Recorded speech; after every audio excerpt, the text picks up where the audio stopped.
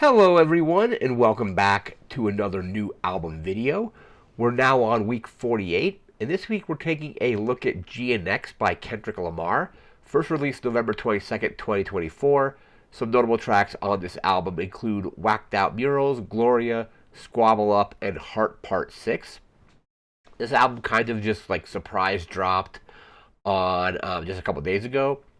And I've only listened to it once, but I really enjoyed it. It's one of his, I think, from what I was reading, it's his shortest album in his discography. So like shortest, like in terms of runtime. But overall, very good. I definitely need to listen to it again. I haven't listened to every album that Kendrick has put out. I've definitely listened to Pimp a Butterfly, Good Kid, Mad City, Damn, and now this. There's a couple that I haven't totally listened to yet, which I'll probably have to go back and listen to. But anyway, this came out on the 22nd. I think I like read about it coming out like when I was at work, and then on my commute home, listened to it that night and really enjoyed it. I have some notes here about the album, and then we'll get through the track list and all that stuff as well. Let me just pull this open here and see where we need to get to. There we go. So again, GNX by Kendrick Lamar, like we mentioned, November 22nd, 2024 was the release date. This is his sixth studio album. The album is named after the Buick Regal model GNX, and I think he had purchased one. He had like mentioned that he had purchased, I think, a model of this car. I think like an '87. I think that's when he was born, and he was saying that he purchased that car because it was the car that his dad had when he was born. So his father, like drove him home from the hospital after being born in this model car. So a car model that's, like very like potentially like sentimental to him, and just a kind of like a cool looking car overall as well. This is his first album since leaving Top Dog Entertainment and Aftermath Entertainment. I think he's being distributed by Interscope now, which is kind of like somehow still tied into those, at least to Aftermath, but he's not on that particular label anymore. So this is his first album with that. Let's see here. I think Sound Drama. Let me actually pull this up so I can figure out how to pronounce this, because there's a lot of different people that are on this album, like guests and producers. It looks like it's Soundwave is how it's pronounced. So Soundwave is one of the main producers on this, but a lot of other producers. Let me just pull back over here. Producers including Jack Antonoff, Mustard, Sean, Bob Burger, and the Kasumi Washington also helped produce on this album. There's also a ton of different various guests, like SZA is on one of the tracks, and I definitely remember listening to her album SOS earlier in the year for this year's Grammys, so as I listened to every album that was nominated in Album of the Year. So she's a guest on, I think, the final track on the album.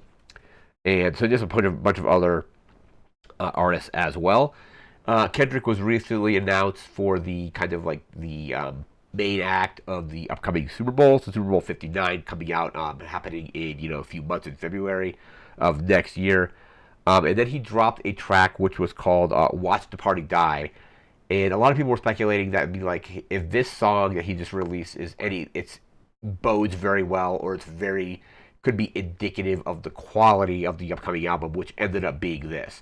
I don't think there was like any kind of like release date or anything. It was just more or less just like surprise dropped.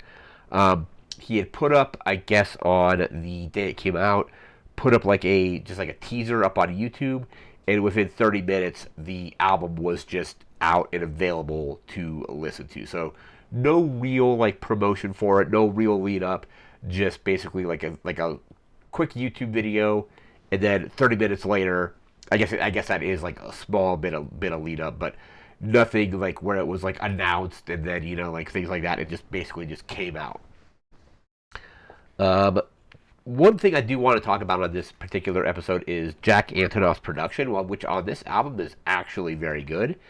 I think I was a little bit critical of his production on the Tortured Poets Department, which I stand by that. I don't think his production on that album is particularly good, but when he works with pretty much a lot of his work, or most of his work, with musicians that are not Taylor Swift. He gets very good work out of. He gets very work. He creates some really good beats here for Kendrick.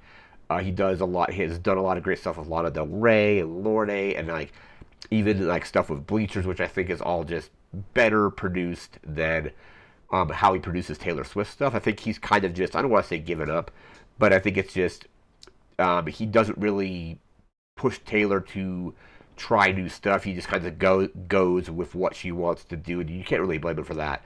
But his production on this album actually really shines, and it's a kind of a high point on the album. He creates a lot of really good beats for pretty much most of the tracks that he like worked on. I don't like. I think I said it was Soundwave had done a lot of the production as well, but Jack Antonoff, and like I mentioned earlier, a bunch of other kind of like other producers came in and added their stuff to the songs. And I think his stuff ended up working really well with like the lyrics that Kendrick had written. And so Jack Antonoff just created some really good beats for this album. This album came out to some pretty good reviews. Let me just bring up those reviews really quick. There's not a lot of them out yet since the album is so new. But looks like Consequence has it at a B plus, while the line of Best Fit has it at an 8 out of 10, and Daily Bruin has it at a 5 out of 5. A writer for Stereo Gum, Tom, Breham, hopefully I'm pronouncing that correctly, was quoted as saying, quote, the best album of 2024 and the greatest work of Kendrick Lamar's career. Now, I don't necessarily know if I agree with that necessarily. Like, I think my favorite Kendrick album that I've listened to, and again, I haven't listened to all of them, but my favorite one so far is Good Kid, Mad City. Like, it slightly edges out The Pimp a Butterfly for me, just a little bit. The Pimp a Butterfly is also just a masterpiece, but I prefer Good Kid, Mad City just a little bit more. And then I think Damn is also really good. I don't know where I rank this in the albums that I've heard. I definitely need to go back and listen to it again. Like, I've listened to Pimp a Butterfly, like several times. Same thing with Good Kid, Mad City, and Damn. So I think I'm going to need to give this, another listen or two before I can, filter it into, if I can like rank it against those other albums, because those other albums are all really good, and I definitely feel that Good Kid, Mad City, and To Pimp a Butterfly are probably, in my opinion, his best albums, at least so far. We're gonna get into our track list now. Let me pull that up. This comes in with 12 tracks at about 44 minutes, 44 minutes and 20 seconds in length. According to my research, this is his shortest album. A lot of his albums usually go for like an hour. Sometimes they go for more than that. But again, shortest album that he's released so far with 44 minutes and 20 seconds and 12 tracks. Track 1 is Whacked Out Murals, which I think is just a really good way to start the album out. This album has a lot of producers on, including Soundwave, Jack Antonoff, Dahi, Craig, Ballamore, Frano, Tyler Meckmacher, hopefully I'm pronouncing it, M-Tech. So a lot of people working on this album. I'm not going to read every producer off for every track here, though. Track 2 is Squabble Up, which I think was really good. Track 3 is Luther. That also features SZA. So SZA, I think, appears a couple times on the album. But anyway, track 3 is Luther. Track 4 is Man at the Garden. Track 5 is Hey Now. That features, Dottie 8. Track 8 is Reincarnated. Track 7 is TV Off, which features Lenny Duckworth. Gunplay, I think is how it's pronounced, like Lenny Duckworth. And then track 8 is Dodger Blue, featuring Duckworth, Taki Tyson, Craig Wheely, the Sensei, Johnson Jr., Rocky Rich, and Side 7. Hopefully I'm pronouncing that name correctly.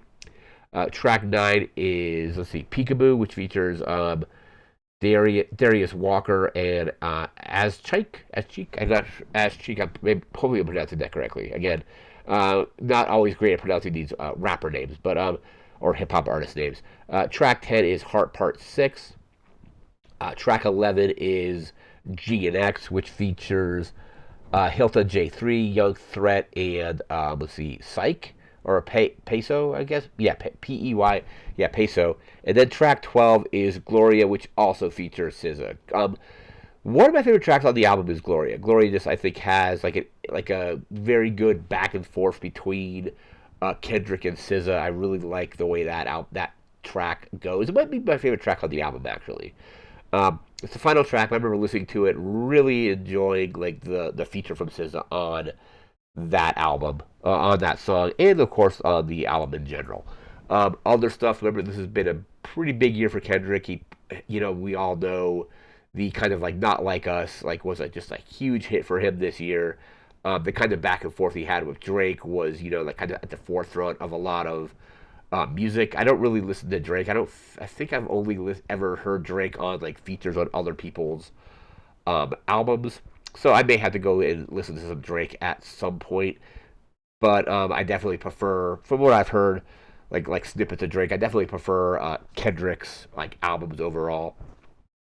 And this one is very good. Again, I'm going to have to re-listen to it to kind of get a better like sense of the album and how I might like rank it with the others. But on my first listen, which was just like a few days ago when it came out, I really enjoyed it and I highly recommend it. Again, not I don't think it's as good as The Pimp a Butterfly or Good Kid, Mad City, but this is still like pretty solid.